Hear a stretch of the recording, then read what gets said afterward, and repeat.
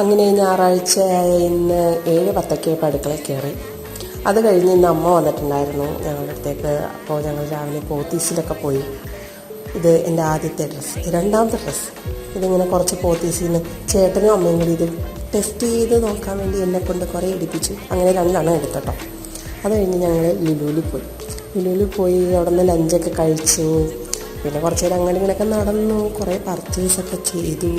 അത് കഴിഞ്ഞ് വൈകുന്നേരം ആയപ്പോഴത്തേക്കും ഞങ്ങൾ ജയലക്ഷ്മിയിലേക്ക് പോകാൻ വേണ്ടിയുള്ള വഴിയിലാണ് കണ്ടത് പള്ളിപ്പെരുന്നാൾ തീരാറായി, 8ാം ഇടമാണെന്ന്, എടപ്പള്ളി പള്ളിയിലെ 8ാം ഇടമാണെന്ന്.